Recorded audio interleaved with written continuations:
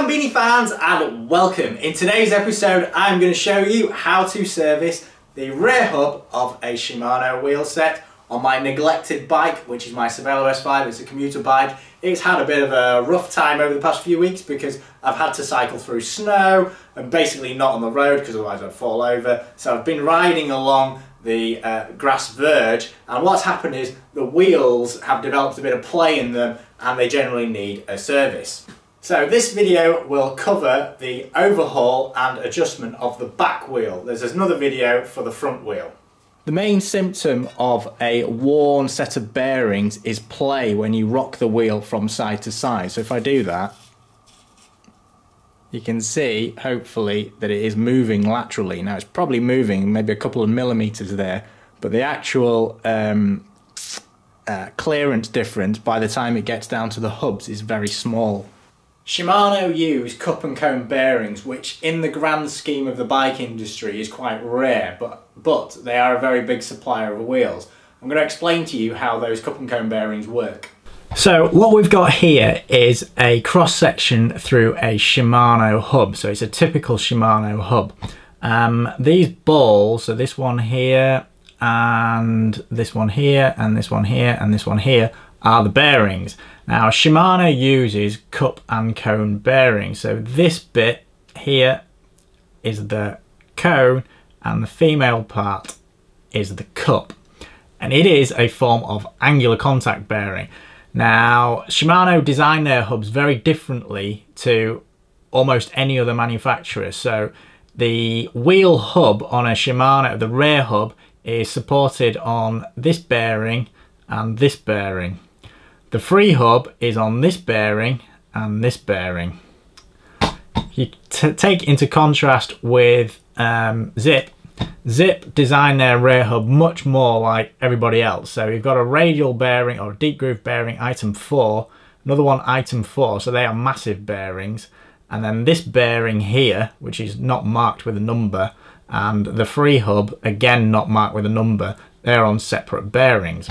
To explain the difference between this Zip hub and a Shimano hub, we need to look at the bearing type. So what I've done is, this is the SKF manual. This cross section here represents an angular contact bearing. So an angular contact bearing can only work in one direction, as opposed to a deep groove ball bearing, which is essentially symmetrical. So that's a angular contact bearing, that is a deep groove ball bearing. So if you look here, this is symmetrical. The big difference is this angle here, alpha. So alpha for the angular contact bearing is quite well, obtuse, is that the right word? You take the angle from the perpendicular, not the center line, whereas the radial bearing has a very acute angle. So this bearing is more set up for radial loads. This bearing, the angular contact bearing, is more set up for axial loads. So in practice, that means a Shimano hub should be better or stiffer going around corners. So you should be a bit more assured going around corners. The difference is the drag penalty. Now, an angular contact bearing needs some preload. Well, all bearings need preload, and that's to take the gap up that exists between the ball and the race. So this angular contact bearing, this bit that I'm pointing to, is the cone, and this is the cup. So on a Shimano hub, if we go back to the Shimano hub, preload is set by this adjuster, which is usually on the non-drive side, and you tighten that up, and as you tighten that up, the gap between the ball and the cup and cone gets smaller, and you want it so there's just, you know, so they're just touching, they're not rough, and it spins freely. It is quite an elaborate way of having pretty wide manufacturing tolerances, but it does work quite well. The first thing we need to do is we need to get the wheel off the bike.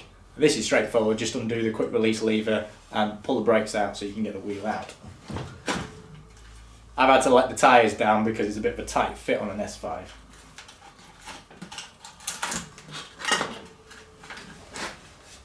And there we go. Now if you're doing a full overhaul, you need to get the cassette off. However, if you're only doing the adjustment, then you don't need to take the cassette off.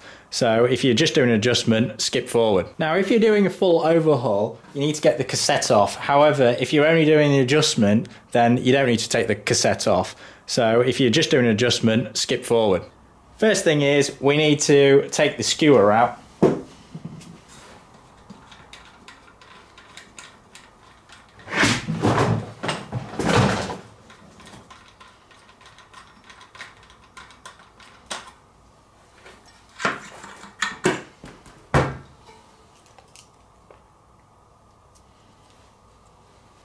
Now this cassette has been abused, so what I usually do is I spray a bit of freeze and release spray and leave it for a while. So this is the freeze and release spray.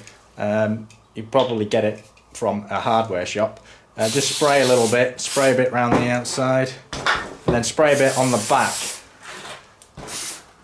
like that.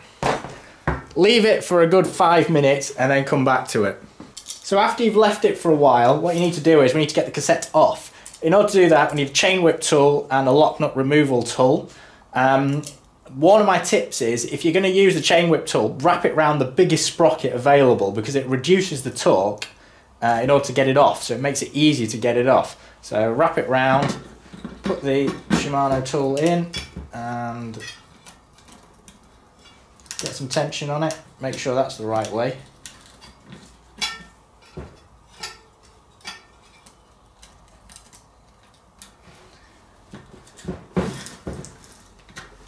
That freeze and release spray did a good job. And we can just take this off. What I would suggest you do is put this in a container so you do not lose it.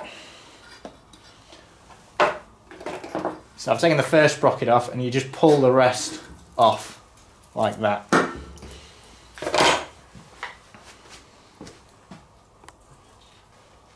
Now this hub has got a lot of road grime in it, mainly because I don't clean it. I would always suggest that you clean it as you're going along. So I've got some blue roll and we're just going to clean that right now.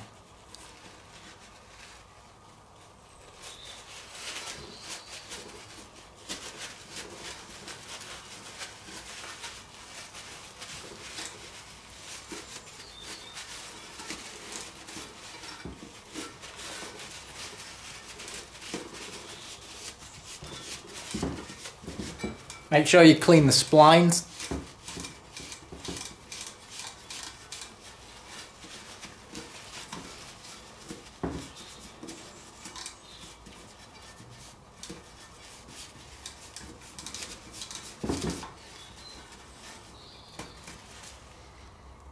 Next thing we need to do is we need to take effectively the end caps off. It's a screwed assembly, so we need a 5mm Allen key on one side, and I don't have another Allen key, but I have got this socket thing that goes in the other. So in there, and then into there, anti-clockwise.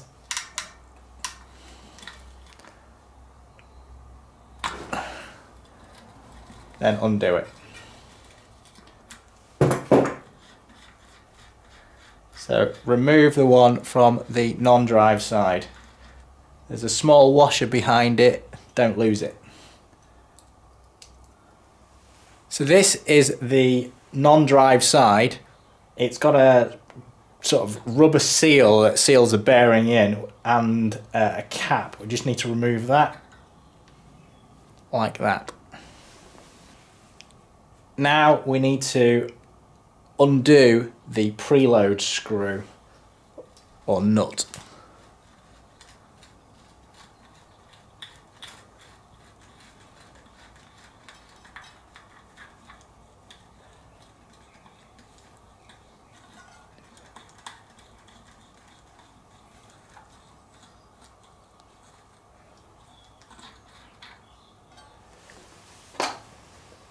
At this point, what you'll find is the center shaft is loose, but I haven't pushed it out the other side because all the balls will fall out. So what I recommend you do is to turn the wheel over so the drive side is up, and then do it. So what I've done is I've turned the wheel onto its non-drive side, so it's onto the tabletop here. And if I zoom in,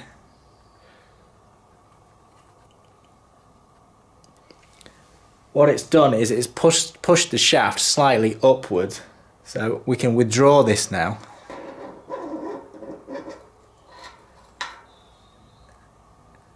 That is the centre shaft from the wheel. So let's give that a quick clean. We'll use a bit of cleaner.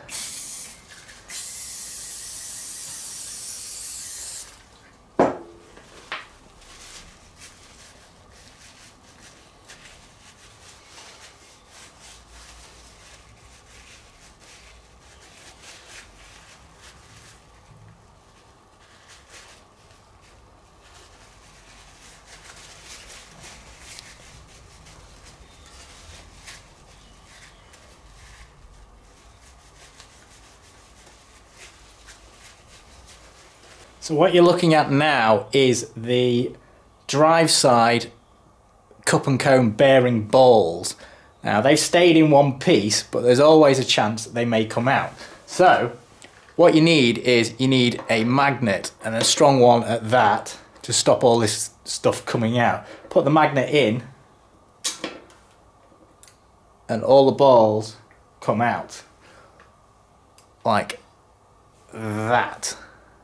So all 13 balls in one hit, so you don't lose them.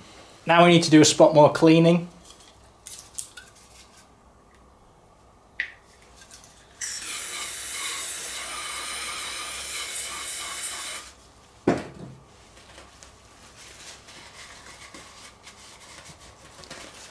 It is possible to remove the rubber seal, but I suggest you don't, because it's a pain to put back in.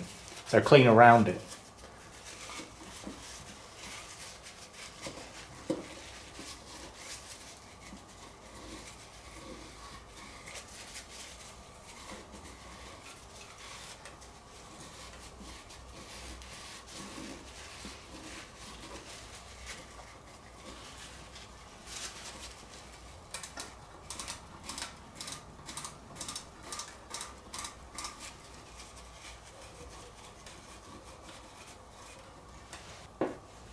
What I've done here is I've turned the wheel over, so this is the non-drive side, and the bearings in that side, the balls, are captive, so they're in a semi-plastic cage, and so they won't fall out as easily. Again, we need to clean this side.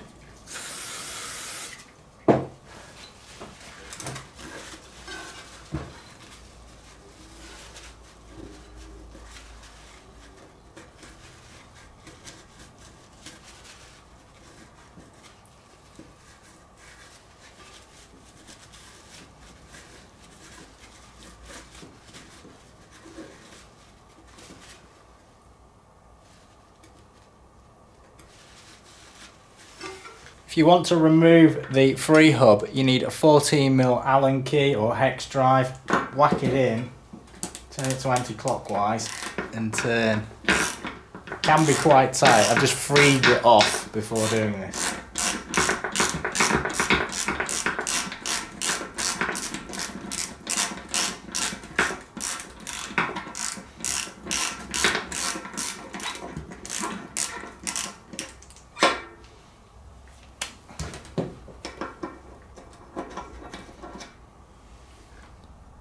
Shimano free hub is not really a user serviceable component, so if you've broken it, you'll have to buy a replacement. You can't really change the bearings in there all that easily. Spot more cleaning.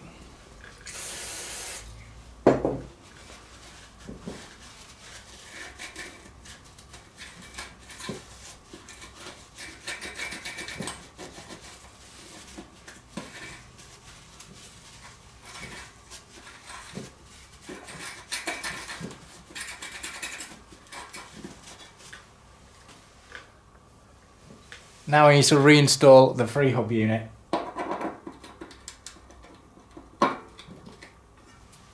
So we're just going to tighten this down.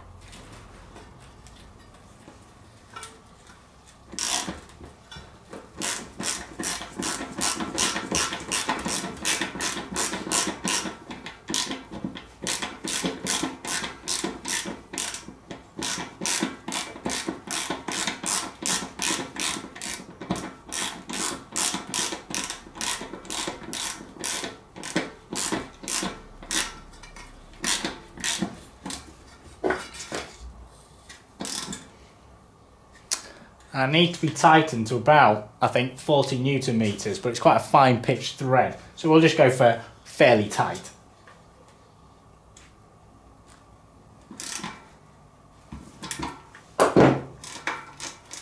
That feels fine, so let's progress. So the next step is where it could all go horribly wrong. So those balls that we removed, we need to put back in. But there's a fair chance as we put them back in, they'll go everywhere. So my top tip for this is to make sure that your bike wheel is on a flat surface. So if any of the balls drop, they'll be contained and they won't go anywhere because the other side is captivating it.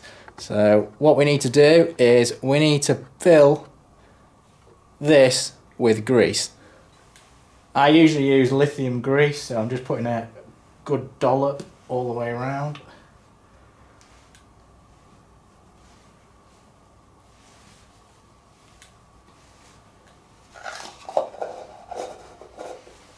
I need to put the balls back in one at a time.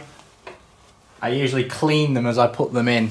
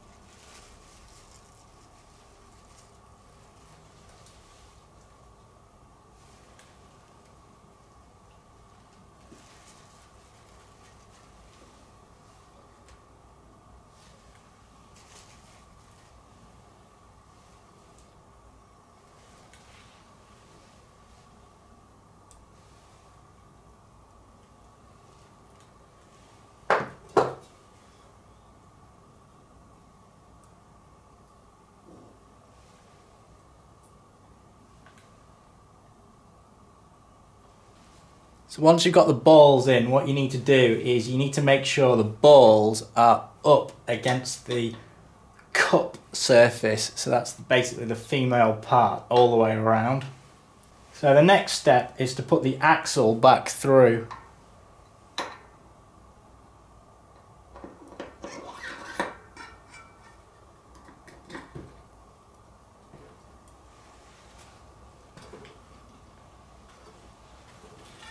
And turn the wheel over.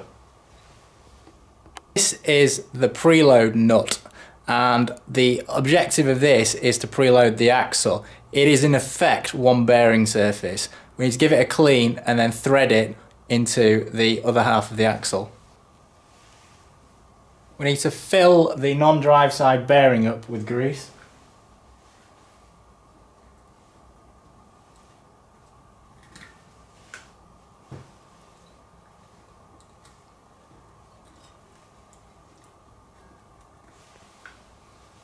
Now we thread on the preload collar.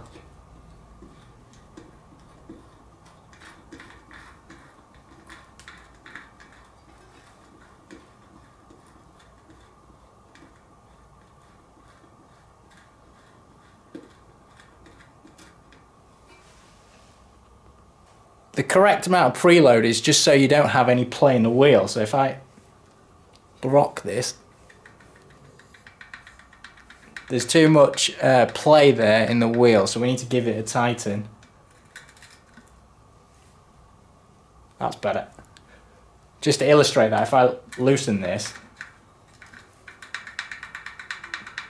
it becomes very noticeable. So turn it, give it a wiggle, turn it, give it a wiggle, turn it, give it a wiggle, turn it, give it a wiggle, turn it, give it a wiggle, turn it, give it a wiggle.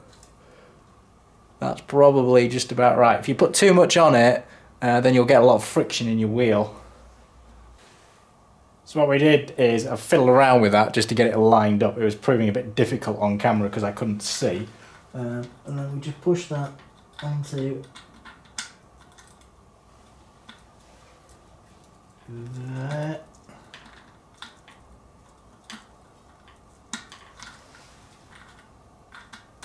Like that. Now we just screw the sort of quick release section on.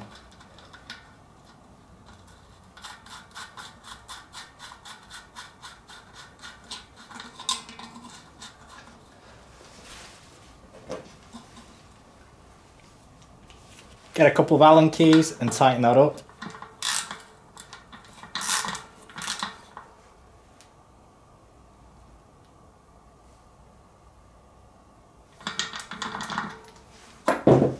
Now we're ready to put the cassette back onto the wheel. I usually put a layer of grease along here, but some people don't. The reason why I put the grease along there is to stop the cassette teeth or splines seizing onto the freehub.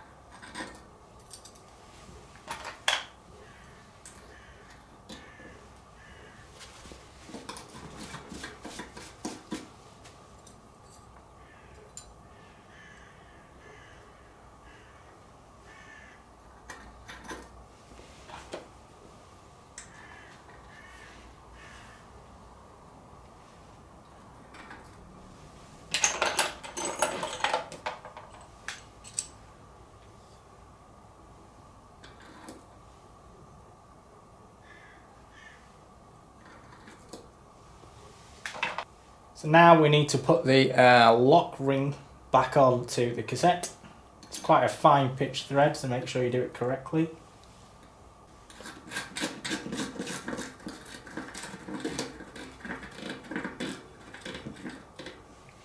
And you have to do it up to 40 Newton meters as the correct torque.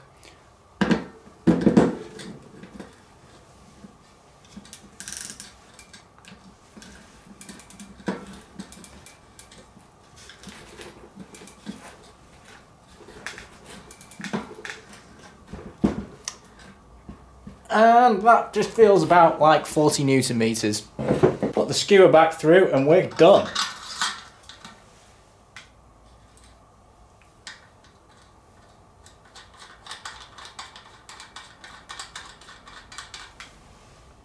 Put the wheel back on the bike now, and if we try some lateral play, well, there isn't any, and it runs beautifully.